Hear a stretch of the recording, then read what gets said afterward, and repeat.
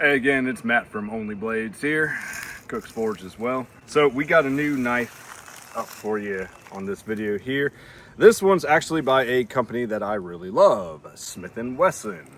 I have a Smith & Wesson firearm. I love it. It's great build quality. So basically this is a Smith & Wesson tactical boot knife, the HRT model to be specific. Very small little boot knife.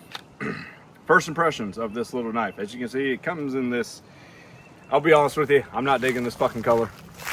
This is like some beige shit right here. But overall, the scabbard here has good retention. You actually have to use your thumb in order to get it off. It's actually good. As you can see, it is two-piece molded. It's got 6 eyelets that actually rivet it together. It actually does have a belt clip. Now, it's not like a traditional belt clip being made of metal, you know, spring steel, which makes it a little bit better. As you can see, it moves up pretty good. It has decent retention. The best part about it is, I don't know if y'all can see right here, that little retention hook at the bottom. It goes over and will actually allow this thing, no matter how hard you pull on this son of a bitch, it's not coming off your belt. I know, I've tested, I've tried it. Otherwise, I wouldn't be saying that. It does come with about a 3-inch single edge blade, although it is a double edge design. Little spear point. So with this HRT boot model, well, I consider it a boot knife. To me, it's a boot knife, but it's obviously not due with that retention. It does have a very good retention on this belt clip. You would think it's flimsy. It actually retains pretty well. Something I did notice about this knife right as we started, actually right before we started this fucking video, is this is actually a full tang knife. So for a lot of folks, if you don't know much about knives, there are several different types of tangs or steel that runs through the handle.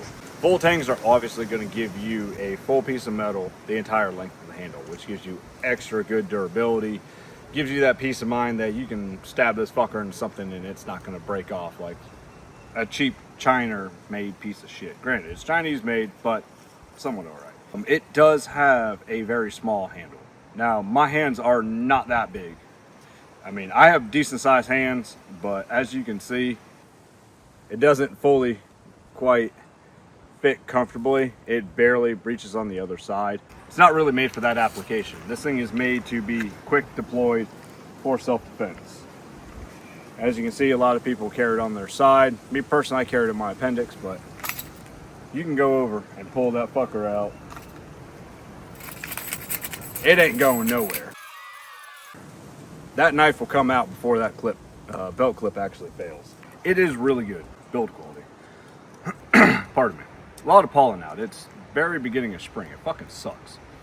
One thing I would note here, that on this scabbard, a lot of scabbards, especially Kydex molded ones that I make, will have a drain hole at the tip. This one does not have a drain hole. If you get caught out in a storm, it's just going to fill up with water. It's going to make that blade potentially rust a little bit more. But it does have that black oxide coating on it, so realistically the only thing that would actually start to stain is the actual cutting edge itself. Now, speaking of the cutting edge and the actual geometry of this knife, as I've been a knife maker for a very long time, like I said earlier in the intro, I've started doing this at a very young age when I first moved up here to Alabama. Been doing it 14 years, so I know a lot about knife design, geometry, all that. Semi-professional. The actual cutting edge is actually fairly consistent for the angle. Now, a lot of these cheaper Chinese-made knives, that becomes a bit of a fucking issue because they're being mass-produced in these factories at the speed of Mach fuck. So they're not going to have the highest quality on the edge retention or edge angle. Sorry, edge angle. Now, as far as the actual retention goes, like how well it'll hold an edge all right. It's a softer stainless steel. It's just a black coated stainless steel. It's not a high carbon stainless. It's just stainless. I believe it is 420 HRC. I believe, I'm not 100% sure. I'd have to look it up because I'm a dumb fuck and I didn't do my research before this video started. One thing you will know as a close up here, you can see it is a spear point, dagger point. Perfectly lines up. This is my complaint. You can see the bevel and the center line do not fucking match to the tip. I don't know about most other folks, but that irritates the piss out of me. Regardless, With that being said, it does not add any extra stability being offset like that, at least in my experience. To me, it's just a sign of, hey, they're bossing these out at speed amok fucking the factory in China by probably some little kid. Unfortunately, as that is. We don't support that here in the United States because we have child labor laws because fuck communism. So, with that being said, everything about this knife, for most folks, is actually not going to be bad if you're going to be using this in a self-defense scenario. A little bit more background on me. I've been practicing martial arts for almost my entire life. I am 33 years old. I've been doing it 26 years. I've been studying martial arts. Self-defense takes a lot out of you.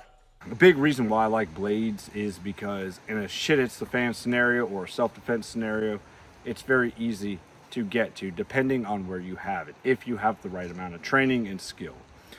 Would I recommend this for a serious person? Probably not. Who I would recommend it to is the average person just wanting to get a decent self-defense knife that's not gonna hold an edge very well, but it will do the job when needed.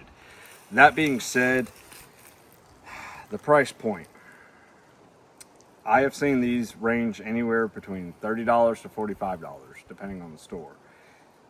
$30 is just a little bit on the high scale for me. Realistically, with the edge of the steel, the lack of attention to detail with the geometry of the blade, it is something that takes away from it on the worth of fuck meter.